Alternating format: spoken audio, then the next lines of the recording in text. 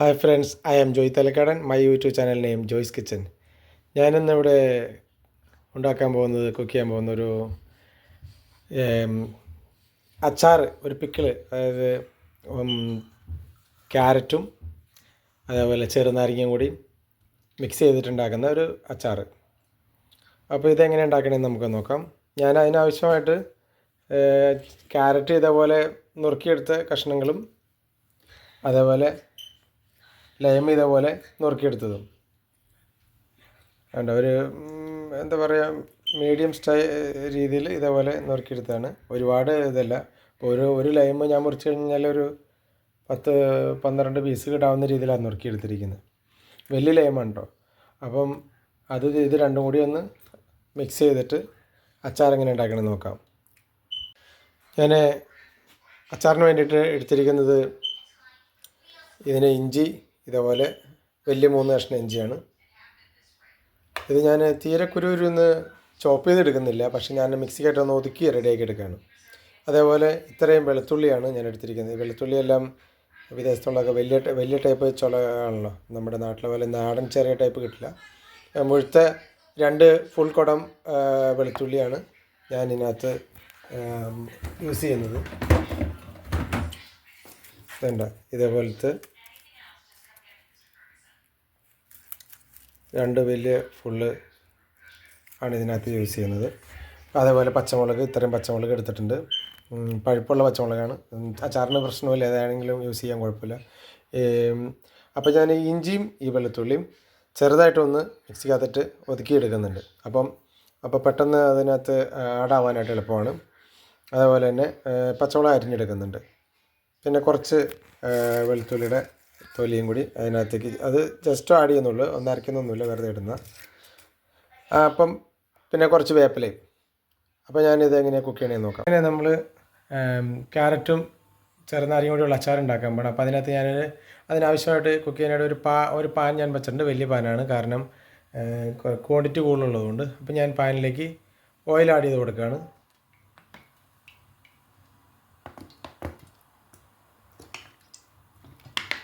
ഒരു 6 spoon oil add ചെയ്ത് കൊടുക്കുന്നുണ്ട്. അതോടൊപ്പം തന്നെ 3 ടേബിൾ സ്പൂൺ കടുക് ആഡ് ചെയ്ത് കൊടുക്കുകയാണ്.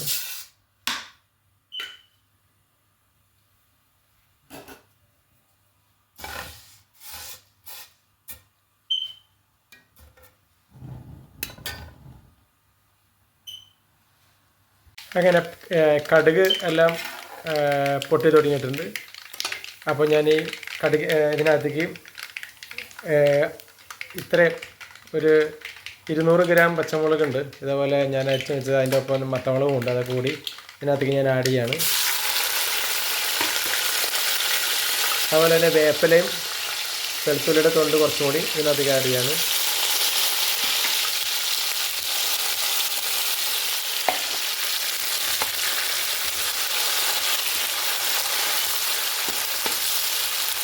പിന്നെ ഇതിനകത്തേക്ക് ഞാൻ ഇതേപോലെ ഒതുക്കി വെച്ചേർന്ന ജിഞ്ചർ ഗാർലിക്കിൻ്റെ ഈ പേസ്റ്റ് ഇതിനകത്തേക്ക് ആഡ് ചെയ്ത് കൊടുക്കുകയാണ്.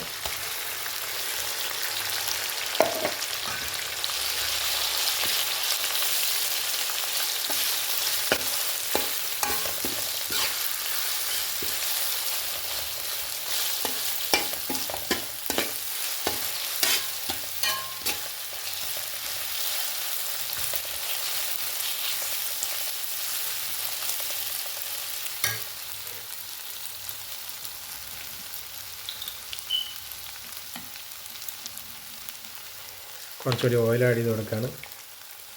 ഒരു 3 സ്പൂൺ കൂടി ഓയിൽ അതിനകത്തേക്ക് ആഡ് ചെയ്ത് കൊടുക്കുകയാണ്. കാരണം ക്വാണ്ടിറ്റി കൂടുതലുള്ളതുകൊണ്ട് ഓയിൽ കൂടുതൽ വേണം.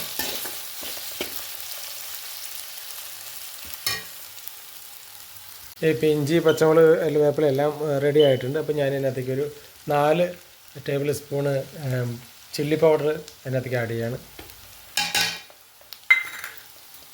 2 ടേബിൾ സ്പൂണ് മഞ്ഞൾപ്പൊടി ആഡ് ചെയ്യാണ്. അതുപോലെ 4 ടേബിൾ സ്പൂണ് ഉലുവ പൊടിപ്പിച്ചത് ഇതിനകത്തേക്ക് ആഡ് ചെയ്യാണ്.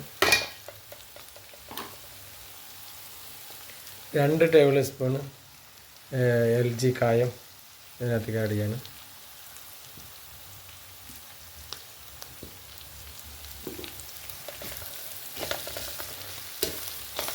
ഇതെല്ലാം കൂടി ഒന്ന് മിക്സ് ചെയ്യണം. പിന്നെ അതുപോലെ തന്നെ 2 ടേബിൾ സ്പൂണ് ഉപ്പ് സാൾട്ട് ആഡ് ചെയ്ത് കൊടുക്കുകയാണ്.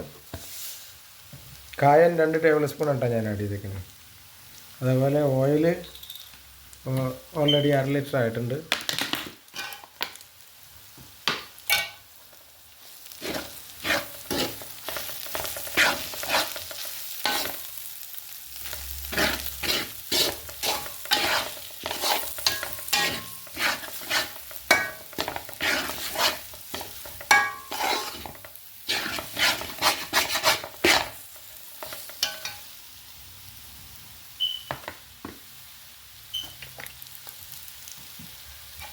ഇതിനകത്തേക്ക് ഞാൻ വിനീഗർ ആഡ് ചെയ്ത് കൊടുക്കുകയാണ്.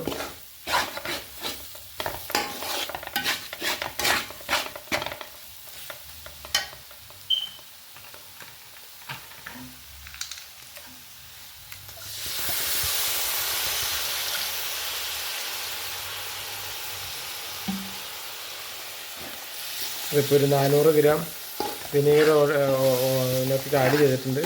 കുറച്ചും കൂടി ആഡ് ചെയ്യേണ്ടി വരും.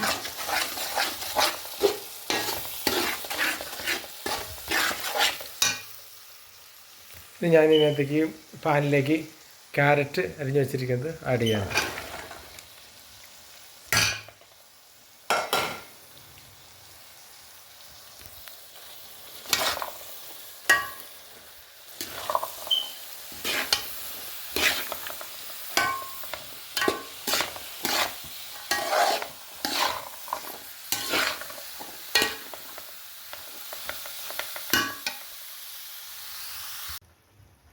ഞാൻ ഈ ചെറുനാരങ്ങ കൂടി ഇതിനകത്തേക്ക് ആഡ് ചെയ്യാണ്. അങ്ങനെ ചെറുനാരങ്ങയും ക്യാരറ്റും എല്ലാം ഇതിനകത്ത് ആഡായിട്ടുണ്ട്. ഇനി ഇത് കുറച്ചും കൂടി ഒന്ന് റെഡി ആവാനുണ്ട്. അത് കുറച്ച് ചൊറുക്കയും കൂടി ആഡ് ചെയ്യാനുണ്ട്. അങ്ങനെ അച്ചാർ റെഡി ആയിരിക്കുകയാണ്. ഉണ്ടോ, ഒരുപാട് എണ്ണ അങ്ങനെ ആഡ് ചെയ്തിട്ടില്ല. പക്ഷേ എന്നാലും 1/2 ലിറ്റർ എണ്ണ കണ്ടിട്ട് അതിനകത്ത് ആഡ് ചെയ്തിട്ടുണ്ട് ഓൾറെഡി. ഞാൻ കുറച്ചും കൂടി കൂടുതൽ എണ്ണ നമ്മൾ സാധാരണ അച്ചാറിട്ട് വയ്ക്കാനായിട്ട് ആഡ് ചെയ്യുമല്ലോ. കാരണം എണ്ണ കുറച്ച് മുങ്ങിയിരിക്കുമ്പോഴാണ് അതിനകത്ത് പെട്ടെന്ന് കേടാവാതിരിക്കുക. പക്ഷെ ഞാനധികം അങ്ങനെ എണ്ണ യൂസ് ചെയ്തിട്ടില്ല. ഇത്തിരി ക്വാണ്ടിറ്റി കൂടുതലുള്ളതാണ് ഇത്ര എണ്ണ ആഡ് ചെയ്തിരിക്കുന്നത്.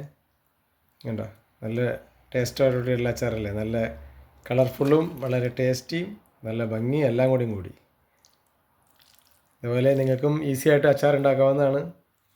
നിങ്ങളത് ട്രൈ ചെയ്തിട്ട് ജോയ്സ് കിച്ചൻ്റെ യൂട്യൂബ് ചാനലിൽ വന്ന് അഭിപ്രായങ്ങളൊക്കെ അറിയിക്കണം. അതേപോലെ തന്നെ പിന്നെ നിങ്ങൾ കമൻറ്റ് കാര്യങ്ങളൊക്കെ ജോയ്സ് കിച്ചൻ്റെ യൂട്യൂബ് ചാനലിൽ ഇടുക. അതുപോലെ തന്നെ അടുത്തൊരു വീഡിയോ ആയിട്ട് നമുക്ക് കാണാം. കണ്ടോ, ക്യാരറ്റും ലൈമും കൊണ്ടുള്ള അച്ചാർ കണ്ടോ, നല്ല അടിപൊളിയായിട്ടില്ലേ. വേണ്ട, ക്യാരറ്റും ലൈമും ഇതേപോലെ അച്ചാർ നിങ്ങൾ ഉണ്ടാക്കി നോക്കിയിട്ട് അഭിപ്രായങ്ങളൊക്കെ അറിയിക്കുക. ജോയ്സ് കിച്ചൻ്റെ യൂട്യൂബ് ചാനലിൽ നിന്ന് അഭിപ്രായങ്ങൾ അറിയിക്കുക. അപ്പോൾ അടുത്തൊരു വീഡിയോ ആയിട്ട് കാണാം കേട്ടോ.